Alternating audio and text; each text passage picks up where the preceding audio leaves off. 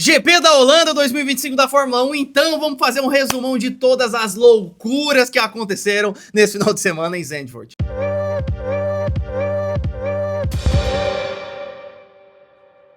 Bora começar falando do quali, as surpresas da classificação. Primeiro, assim, além da pole de Oscar Piastri, a pipocada de Lando Norris, porque liderou os 3 treinos livres e chegou no quali e não conseguiu a pole position, já que ele tá ali brigando pro campeonato de pilotos com seu companheiro de equipe. A gente teve Zack Hadjar na 4ª colocação, surpreendendo todo mundo com essa Racing Bulls. Os 2 carros da Racing Bulls foram ali pro Q3. E nosso menino Gabriel Bortoledo indo pro Q2, conseguindo uma 13ª colocação, batendo seu companheiro de equipe mais uma vez. Então agora em classificações dos 15 GPs a gente tá 9-6 para Gabriel Bortoleto ganhando de Nico Hülkenberg. Chegamos no GP no domingo, logo na largada Piastri largou muito bem, como geralmente ele faz, e foi embora. Piastri não viu mais ninguém dali para frente. Lando Norris largou muito mal, tomou uma ultrapassagem de Max Verstappen, que quase perdeu o carro e foi com o muro pro muro na curva 3, já que ele pegou um trecho ali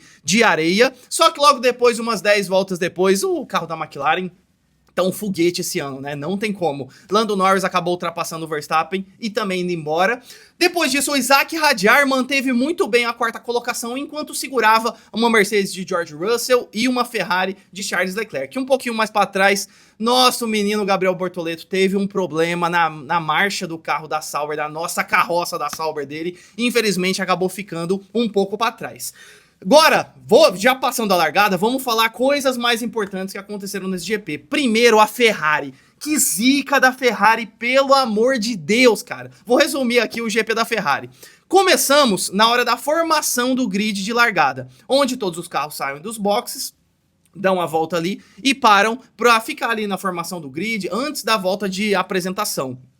Lewis Hamilton simplesmente não viu uma dupla bandeira amarela no traçado e acabou estando ali com uma velocidade maior que o permitido. Com isso, ele tomou uma punição antes de começar o GP. Então, Hamilton, pro GP de Monza, que vai acontecer essa semana, 16º do ano, já começa com 5 posições de punição no grid de largada. O Hamilton nem começou o seu primeiro GP em Monza com a Ferrari e já tomou essa punição.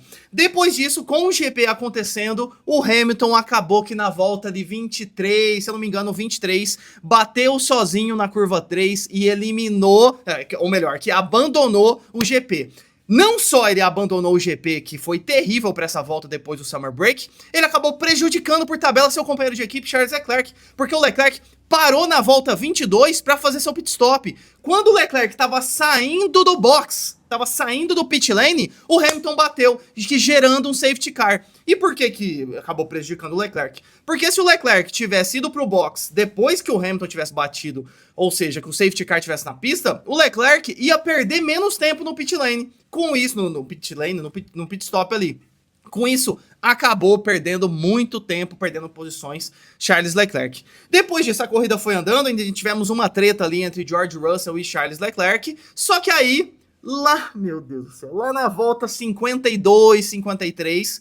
o Antonelli estava ameaçando a posição de Charles Leclerc na pista. Com isso, o Antonelli, já que estava muito à frente do carro que estava atrás dele, se eu não me engano, era o Liam Lawson, o Antonelli acabou parando no box para colocar pneu macio novo para atacar o Leclerc. E aí a Ferrari, olha só, Ferrari acertou na estratégia. Viu o Antonelli fazendo isso e falando, vamos se proteger dele. E chamou o Leclerc pro box. Quando chamou o Leclerc pro box, na hora que o Leclerc estava voltando para a pista, na curva, a mesma curva que o Hamilton abandonou, Antonelli meteu o louco, lançou um dive bomb maluco, completamente maluco, coisa de jovem mesmo, e destruiu ali a parte traseira do carro do Leclerc, tirou o Leclerc da pista, mesmo assim o Antonelli conseguiu voltar para a corrida. Obviamente tomou uma punição, ainda tomou 2 punições, ele tomou uma punição por isso e depois ele acabou excedendo velocidade no pit lane e acabou tomando punição. Então 10 segundos por essa colisão com o Leclerc e 5 segundos por ter excedido velocidade no pit lane. Acabou com a corrida dele, o Antonelli, sem dúvida. E no fim, O Leclerc ainda proporcionou um entretenimento maravilhoso pra gente, porque em vez de ele continuar andando ali no sentido da pista, ele atravessou a curva 3, aquela inclinação que, se eu não me engano, são de 18 graus, acabou ficando naquele canteiro ali, nessa curva 3, não tinha mais pra onde ele ir, e ele teve que ficar sentado esperando o carro de resgate vir levar ele pro box. E aí ele... Meu Deus, foi muito engraçado, porque ele ficou pensando na vida, cabisbaixo, e tirando fotos, os fotógrafos da Ferrari estavam lá, e do nada apareceu um celular, um iPhone na mão do Leclerc. E a notícia, a Juliane Serrazoli, repórter do UOL, acabou trazendo pra gente que aquele celular que o Leclerc tava na mão era de um fotógrafo da Ferrari, que é brother dele, que acabou dando o celular ali pra ele. E aí o Leclerc começou a mexer no celular, ouvir alguma coisa. Diz a lenda também que ele tava ouvindo coisas que estavam acontecendo na corrida, mas parecia que ele tava ouvindo o áudio do WhatsApp. Ai, Leclerc. Então esse foi o GP da Ferrari, terrível, 2 abandonos, a única vez que eles tinham abandonado, na verdade não abandonado, que os carros não completaram e não pontuaram, não fizeram nada, foi na China, no segundo GP do ano, mas na verdade ali foram desclassificações, e esse é o primeiro abandono duplo da Ferrari do ano. Espero que seja o primeiro e único, né, porque ó, vocês podem ver que eu sou torcedor da Ferrari, então o que eu fiquei triste esse final de semana não tá escrito. Depois vamos falar dos carros da Haas, a Haas que largou na 18ª e 20ª, ou pit lane, o Ocon largou em 18º e o Berman largou do pit lane, e magicamente esses dois carros fizeram uma estratégia muito ousada e muito arriscada, mas que deu muito certo. Os dois largaram com pneus duros, novos, e levaram por 53 voltas esses pneus. E nesse acidente aí do Leclerc e do Antonelli, os dois carros da Haas aproveitaram o safety car e foram fazer seus pitstops. Do nada, eles apareceram aí, o Berman na 6ª colocação e o Ocon um pouquinho para trás, se eu não me engano na 10ª. Os dois carros pontuaram. Meu Deus do céu. Imagina, eles largaram praticamente de último e os dois carros pontuaram. Depois disso, a gente tem a questão do Antonelli, da Mercedes que eu comentei, que foi terrível. O Russell terminou na 5ª colocação, salvando um pouquinho a equipe, mas ninguém nem lembra do Russell, porque ele não fez nada. E o Antonelli, mais um GP terrível. Um detalhe aqui, um comentário, é que dos últimos 9 GPs, o Antonelli abandonou em 4 DNFs em 9 GPs, e só em 2 dos 9 que o Antonelli pontuou, que foi o GP da Hungria, que ele chegou em P10, e foi o GP do Canadá, que ele conseguiu seu primeiro pódio único na sua carreira na Fórmula 1. Então a gente fica se perguntando, será que o Antonelli com a Mercedes é o pior rookie do ano, é o pior novato do ano? Porque o que ele vem fazendo, cara, era pra estar fazendo bem mais, né? Pô, é lógico que eu não esperava a mesma performance do Russell, mas assim, tá fazendo nada, né? Então olha só essa 4 abandonos em 9 GPs, só 2 pontuando.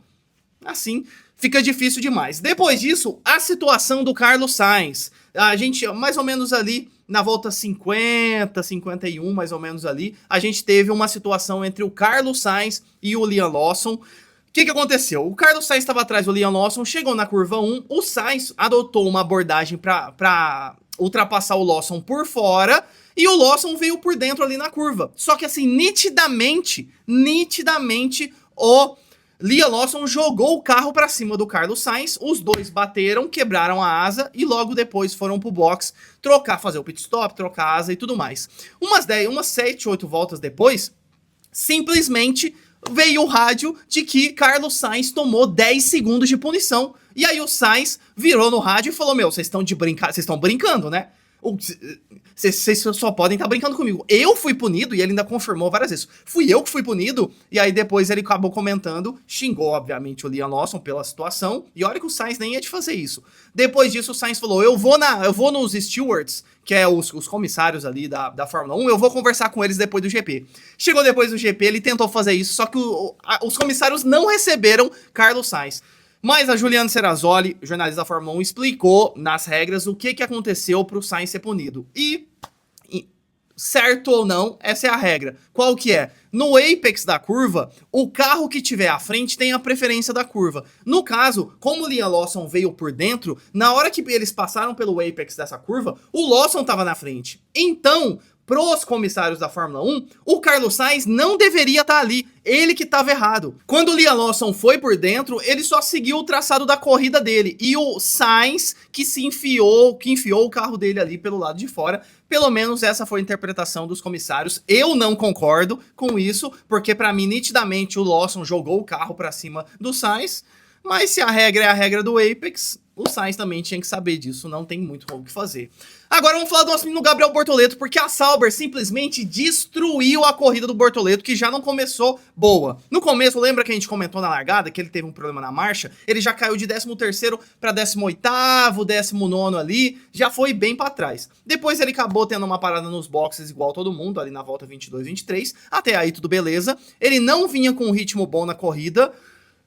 Não sabemos se foi por essa questão ali desse começo, um problema na asa que ele teve, várias tretas com o Bortoleto. Chegou na volta 52, 53, lembra que eu comentei do Antonelli, a colisão do Antonelli com o Leclerc que gerou um safety car? Todos os carros foram pro box nesse momento. E aí você pensou, a Sauber chamou o Bortoleto pra ir pro box nesse momento e já aproveitaria e trocaria a asa dele. E aí sabe o que a Sauber fez? Não, vamos manter a nossa posição de pista. Só que o Bortoleto tinha que trocar pneu ainda. Se a Sauber fizesse isso de manter a posição de pista e já tivesse feito o segundo pit stop, ok. Mas não, tinha que fazer um pit stop ainda. O Bortoleto ficou na pista, ganhou algumas posições porque todo mundo foi pro box, só que aí passou umas 5, 6 voltas, mais ou menos na volta 59 ou 60, umas 5, 6 voltas depois que aconteceu o acidente de Antonelli e Leclerc. Aí a Sauber manda um rádio pro Bortoleto falando assim, ó, Bortoleto, se você quiser vir pro box, pode vir. Porra! Aí o Bortoleto virou e falou, porra, agora, velho? Agora vocês vão pedir isso? Aí o Bortoleto foi, trocou pneu e foi lá pra trás. Terminou em antepenúltimo. Ele só não terminou atrás do Gasly, que pelo amor de Deus também esse GP do Gasly, e o Antonelli. Lembra que eu falei que ele tomou 10 segundos de punição da colisão com o Leclerc e 5 segundos do pit lane? Então o Antonelli foi lá pra trás. Então assim, ó, GP terrível do Bortoleto pra esquecer, mas não por conta dele, por conta das estratégias da Sauber e do carro, da carroça, que é essa Sauber. Lando Norris na volta 65 acaba tendo seu carro esfumaçando e abandonando. Diz a lenda que era um motor Mercedes, mas depois disso a equipe deu uma passada de pano e falou que foi o chassi do carro. Foi pra inglês ver esse falatório aí, ó, McLaren. Pra mim, foi o motor Mercedes que deu ruim sim, e com isso, o Lando Norris, que tava na segunda colocação, teve um GP bem mais ou menos, não ameaçou o Piastri em nenhum momento. Amor, mas ele tava em segundo, ele ultrapassou o Verstappen na volta 10. Mas, cara, o Lando Norris tá brigando pelo título. O Verstappen não é adversário dele esse ano. Quem é adversário é o Piastri. Então o Norris não atacou o Piastri em nenhum momento, estava bem ali na maciota e acabou abandonando. O que eram 9 pontos atrás no campeonato de pilotos virou 34. Então a vida do Lando Norris daqui pra frente tá muito difícil. Vou te dizer que ele tem que ser muito ousado pra frente, porque ele não pode contar com o abandono do Piastri. Ele tem que vencer os GPs e contar com que o Piastri chegue em terceiro, chegue talvez em quarto, o que é difícil, porque o Piastri vem muito consistente. E olha que o Norris, cara, vinha num embalo muito bom. Dos últimos 4 GPs, ele já tinha chegado, ele tinha vencido 3. Ele vinha muito embalado. Então, é uma facada, sem dúvida, esse abandono do Lando Norris do GP. Enquanto seu companheiro de equipe, Oscar Piastri, faz o Grande Chelem, faz a volta mais rápida, vence o GP, lidera todas as voltas e fez a pole position. Tá mais do que nunca na liderança do campeonato e Oscar Piastri tem tudo para levar o título de 2025 da Fórmula 1. Fora isso, eu tenho que comentar o pódio de Isack Hadjar, seu primeiro pódio na Fórmula 1, a gente comentou. Largou na 4ª colocação, com esse abandono de Lando Norris, o Hadjar não só mandou muito bem mantendo a 4ª colocação, mas ele foi promovido para terceiro com o abandono do motor ali da Mercedes do Norris, que foi pro saco. Então, o Isack Hadjar, gigantesco o GP. E ele corre o risco, com essa performance boa, de estar na Red Bull ano que vem, que eu vou trazer outro episódio aqui no Reaceleração sobre isso. Depois disso, ele comemorou muito, o primeiro pódio dele, o que começou um ano lá no GP da Austrália, abandonando, com o pai do Hamilton, consolando ele. Viu um primeiro pódio agora no seu 15º GP, só na Fórmula 1. Depois ele acabou quebrando o troféu, a empresa que faz o troféu já falou que vai dar um outro troféu pra ele. E pra fechar, acho que eu tenho que fazer um comentário aqui sobre Lance Stroll, olha só. O Stroll que estrolou batendo nos treinos e batendo no quali, largando lá em último lugar. Vou fechar falando de Lance Stroll, porque Reginaldo Leme meio que trouxe um breaking news ali durante a transmissão brasileira.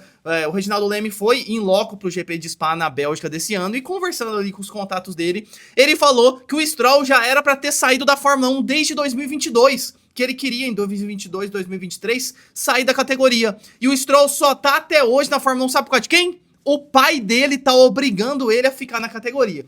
Agora, a conversa que eles tiveram ali entre papai Stroll e filho Stroll, só Deus sabe. A gente não sabe se quando era criança, adolescente, o Stroll enchia o saco do pai, agora ele tá fazendo de propósito.